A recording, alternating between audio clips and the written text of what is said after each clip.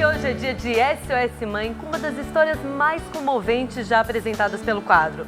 Nós vamos conhecer o drama de um casal muito jovem que poucos meses depois de realizar o sonho de ter um filho, viveu um pesadelo com o diagnóstico de um câncer do bebê. Mas a persistência e a fé dos pais mudaram o rumo das coisas. E quem conta os detalhes dessa dramática superação é Ana Hickman.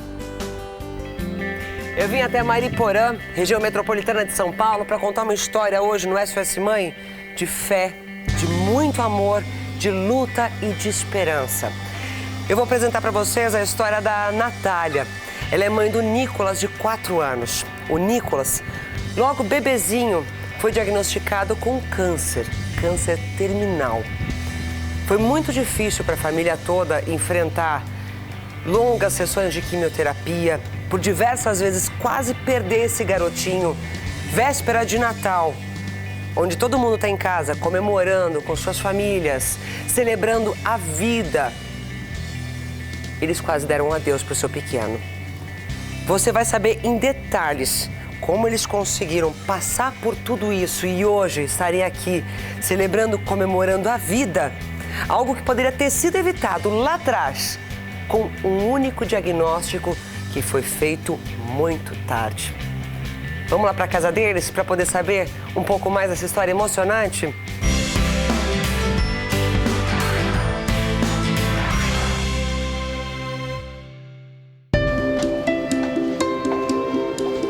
Estou escutando alguém aqui atrás da porta, é a casa do Nicolas. Quem será que é? Olá! Oi, Nicolas! Natália, tudo bem? Muito prazer! Tudo bom, Nicolas? Você é tímido? Tá com vergonha? Ficou com vergonha da tia? Ficou? A tia pode entrar na sua casa? Ah, vamos lá. Pode? Com licença! Onde que a tia vai? Natália, ele é sempre social desse jeito, como ele foi agora comigo? Sempre. Natália, você sempre sonhou em ser mãe? Sempre. Desde menina. Desde menina? É desde mais menina do que eu fui, né? É porque você descobriu a sua gravidez aos 18 anos. 18 anos, é. Novinha. Novinha. Aí a gente Vocês mudou. começaram a morar juntos com quanto tempo, você e o Rafael? Aí eu tinha 16 anos. E os seus pais, o que acharam disso? E minha mãe, a princípio, falou, ai, parabéns, que legal. Depois ela falou, meu Deus, o que você fez? Você é maluca. 2 crianças. 3 crianças, né? Aí ele nasceu bem cedo, né? Ele nasceu de 37 semanas, porque ele já tava enorme, já tava bem gordinho, Parto bem normal ou grandão. cesárea? Cesárea. Quando você chegou com ele pequenininho em casa, pra você foi uma realização? Foi. E o Rafael, como era como pai Nossa, nesse período inicial? Todo bobo, né? E também, acho que ele que cuidava mais, porque eu morria de medo, tinha medo de dar banho, tinha medo de trocar fralda, e ele não. Ele tem um irmão mais novo, então ele tinha todo esse cuidado com o Nicolas, que eu tinha receio de fazer, ele já tinha o jeito. Qual foi a primeira coisa que ele experimentou depois do leite materno? Maçã. Maçã, ele gostou? Maçã raspadinha. Até ele aprender a engolir, ele teve um pouco de dificuldade, mas depois, tudo que dava pra ele, ele ia super bem. Agora, eu tô sentindo falta do papai. Cadê Rafael? Papai tá vindo, né, filho? Tá chegando no trabalho, né? Vamos lá fora ver se o papai chegou? Vamos lá Vamos? ver? Então bora, vamos lá fora. Cadê sua bola? Você tem uma bola pra gente jogar Eu bola? acho que tá lá fora, né? Vamos lá, vamos lá.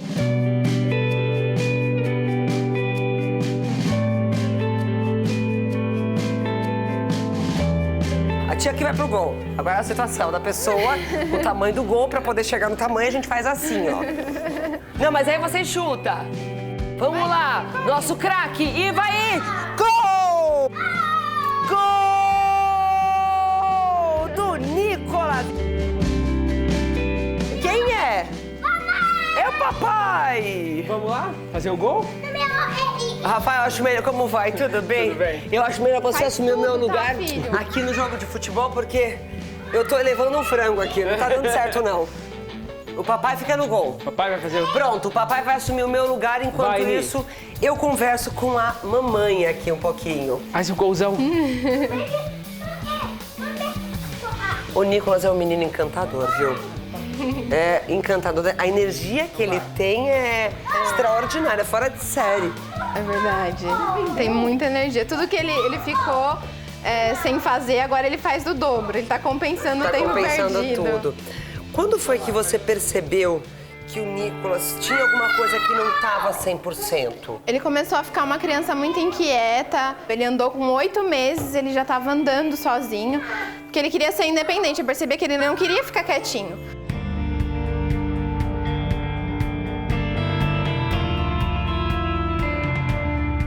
Ele, com 8 meses, começou a apresentar comportamento diferente, dores, dor de barriga, prisão de ventre, teve todas as coisas. Depois, a bolinha nas costas, uma mancha roxa. Vocês escutaram de tudo, que batiam no seu filho, que vocês batiam no seu filho, que ele tinha hidrocefalia, que era frescura de pai e de mãe. Tomou remédio pra verme. Tomou remédio pra verme. A médica mandava colocar supositório nele todo até dia. o intestino voltar a funcionar normalmente. Um dia mandaram fazer lavagem nele e aí a enfermeira colocou e ela batia assim. Aí ela falou, ai mãe, eu acho que é o cocô. Eles estavam batendo no tumor, o cano. E ele gritava. E ele gritando de dor. dentro da sala. E ninguém nunca percebeu que existia algo além. Fizeram até um ultrassom nele e confundiram o tumor com a tumor. bexiga, de tão grande que tava. A gente pode entrar pra gente conversar direitinho, pra entender um pouco mais essa história, porque quanto mais vocês me contam, mais absurdo isso tudo parece. Ah, você quer ver o tablet? Vamos ver desenho lá na sala? Vamos lá na sala, Nicolas? Eu fico imaginando vocês nessa fase. Quando vocês começaram a ter esses diagnósticos, os mais esdrúxulos possíveis, e vendo o pequeno de vocês sofrerem, chorando, com dor, o que seu coração de mãe dizia? Que alguma coisa estava errada.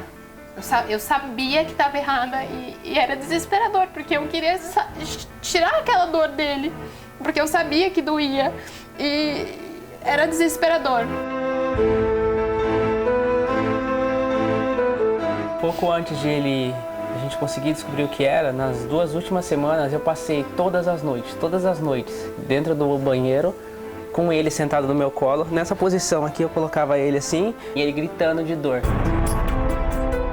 Ele chegou aí no médico e a médica tava com pressa pra sair pro almoço. Ela falou, ah mãe, pelo amor de Deus, bota supositório nele até voltar ao normal.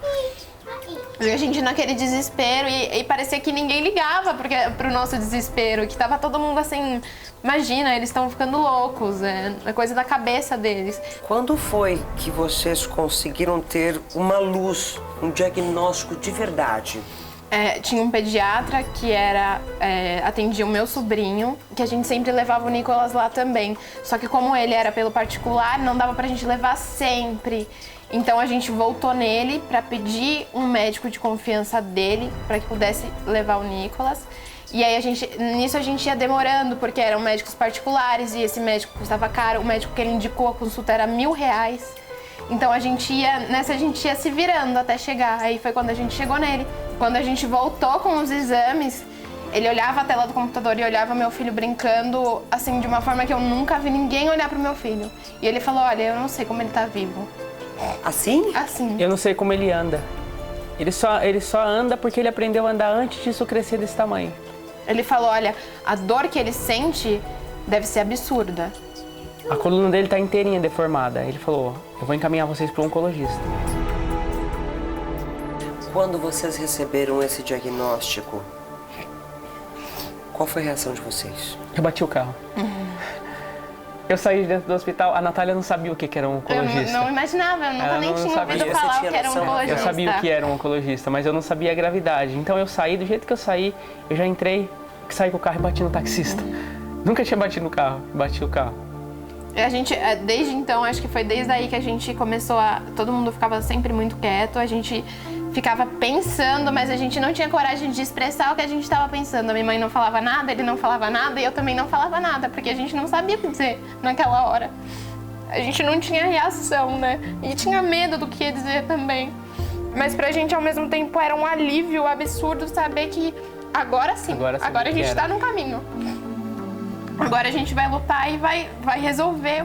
Quando vocês receberam esse diagnóstico, qual foi a reação de vocês? Eu bati o carro.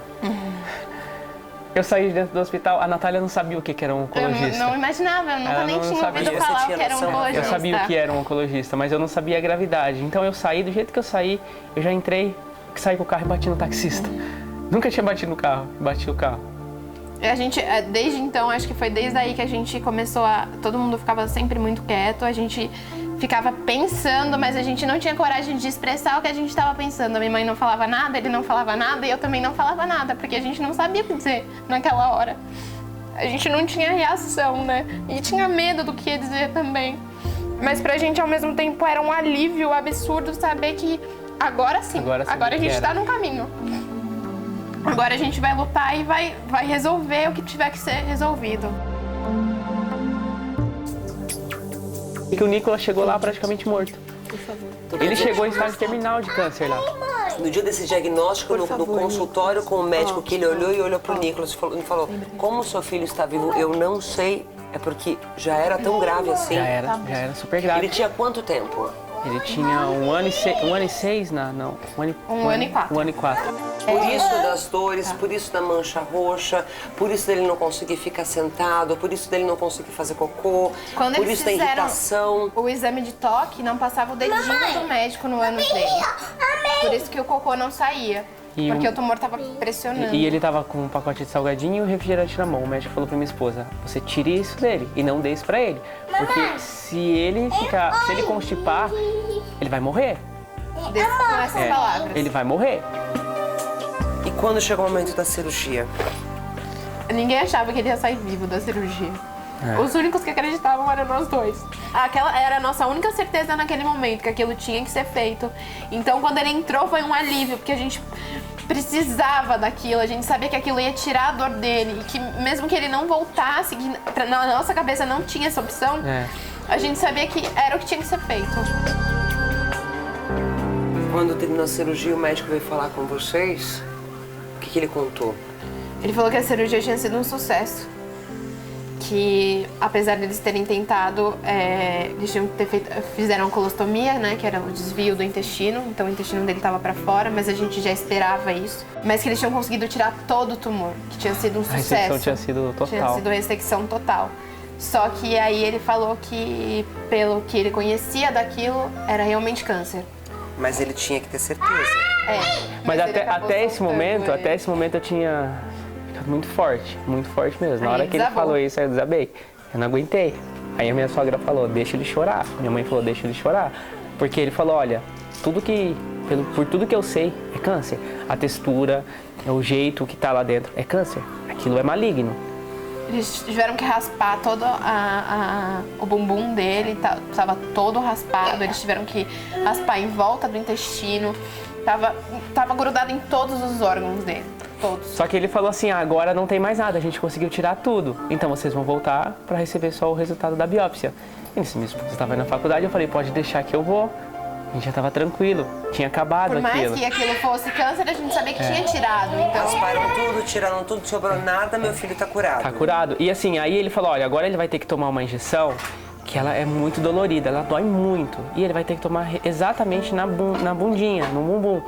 Só que era onde tinham raspado. Pô, então vai doer bastante, né? E eu falei, não, tudo bem, eu levo. E aí eu chegava lá, ele gritava, era desesperador. Eu achei que aquilo ali seria a única coisa ruim que eu ia ver meu filho passar, né? E a gente voltou para receber o resultado da biópsia.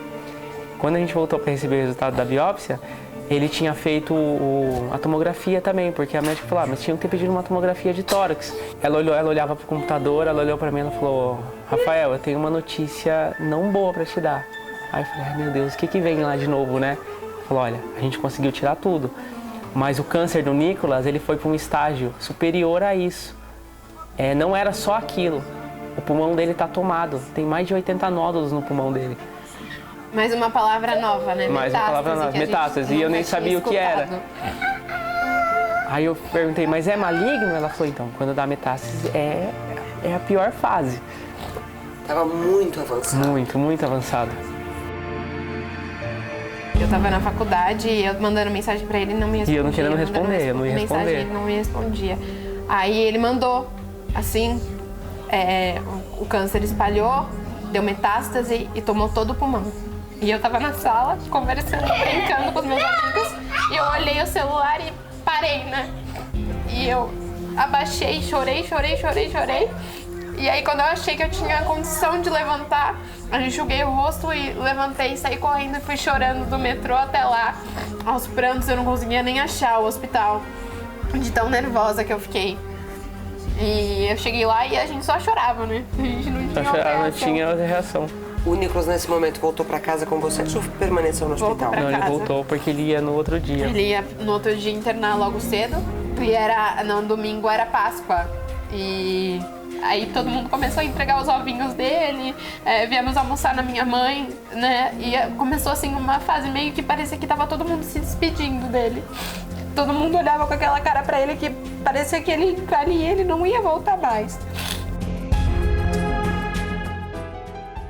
Ele começou a falar com quanto tempo?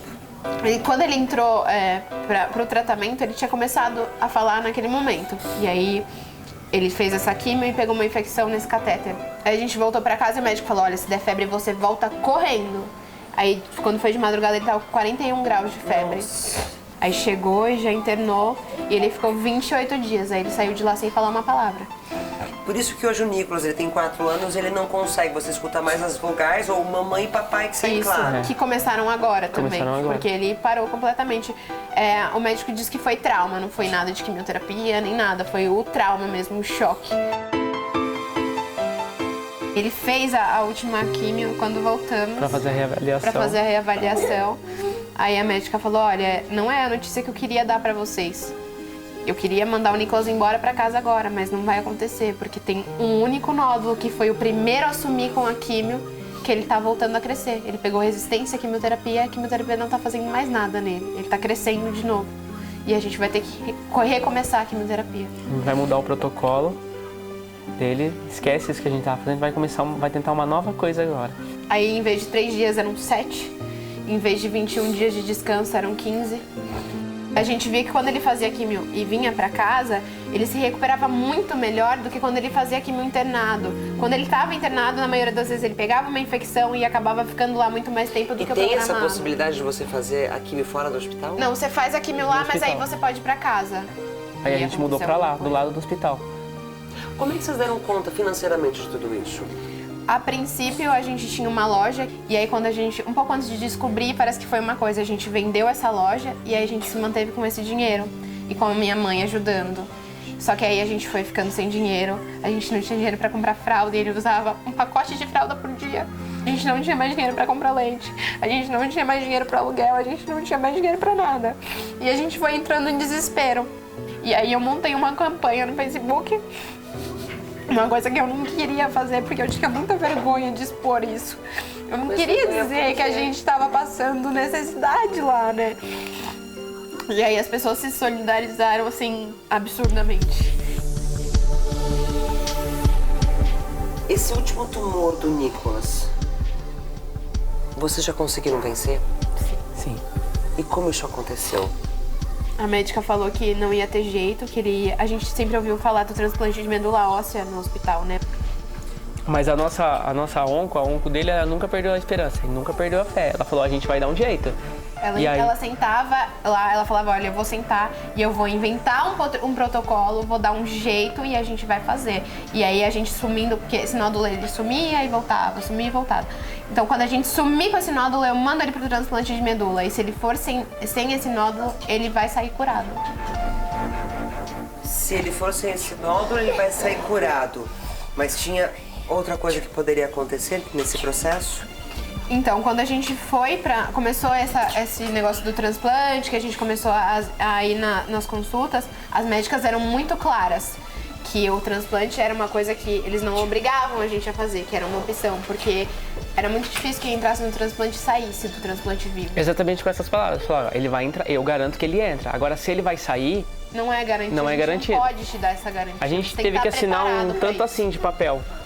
Várias vezes. A responsabilidade da vida do filho de vocês foi colocado na mão de vocês. Isso. Foi. Do mesmo jeito que vocês trouxeram ele ao mundo.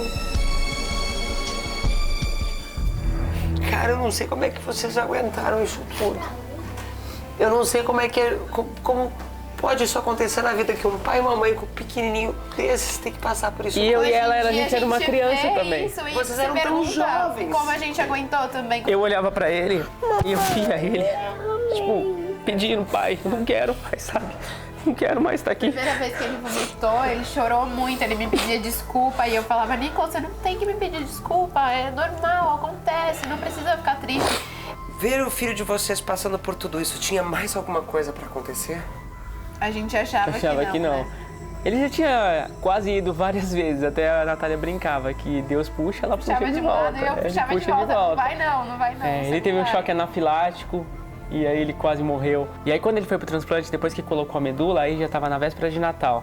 No dia 24, exatamente, à meia-noite, era 11h50 e pouco. O Nicolas tinha passado o dia inteiro praticamente morto lá, deitado. A gente lá olhando ele e ele lá. E nesse dia, tipo, a equipe estava reduzida no hospital também, então os médicos tinham deixado ficar eu e a Natália lá, e a gente ficou o dia inteiro. Eu, ele e minha sogra até.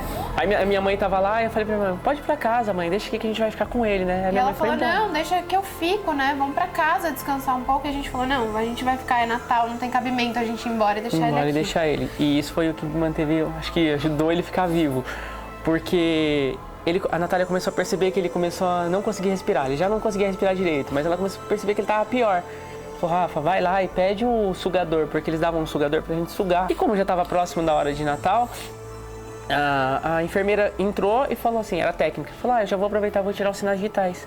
A hora que ela colocou o oxímetro no dedinho dele assim, eu tava parado de frente, olhando assim. Então tava o aparelho, o Nicolas deitado e eu olhando de frente. Ela colocou e aí eu vi lá, 36 saturação no sangue.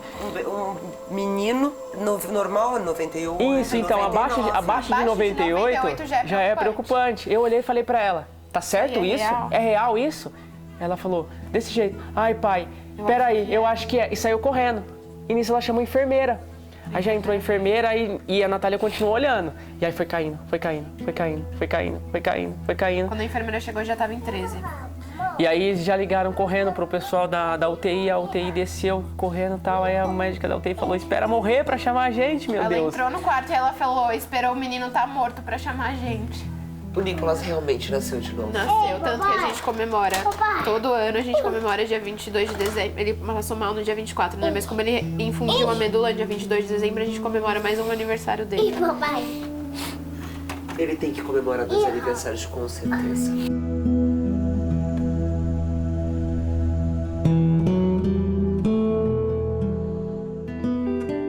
Mais que ele tem essa fragilidade que vocês estão me contando, eu olho pra ele, eu vejo uma força tão grande, mas tão grande, que o Nicolas consegue com tão pouco tempo de vida ser maior do que eu. E ele continua dando força pra gente. Cada dia que passa, ele dá mais força. Você gosta de surpresa? É? Você gosta Surpresa de presente? boa, né? Chega de surpresa ruim. Então vamos lá ver sua surpresa.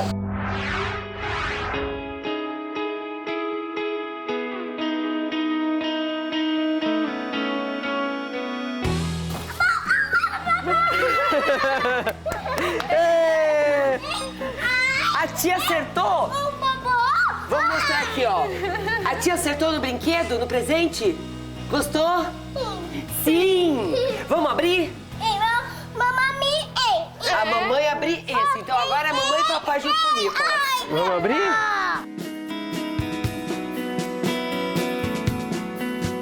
Quando a mãe desconfiar que tem alguma coisa errada, porque a gente é mãe, a gente sente, vai atrás, briga mesmo, faz o que tiver que ser feito, porque tudo isso podia ter sido evitado e eu podia ter perdido meu filho por um diagnóstico tardio. Ele é a prova viva de que tem que lutar mesmo até o final, que não dá pra perder a esperança. E a esperança de vocês, a fé de vocês, deu certo. Deu muito certo. Muito obrigada por dividir essa Obrigada, história gente, com a gente. Muito obrigada. Tá bom, a gente não vai parar de gravar agora. Chega de SOS Mãe, não é verdade? Porque a gente vai brincar. Galera, beijo, tchau. Dá tchau, Ni. Dá tchau, Ni.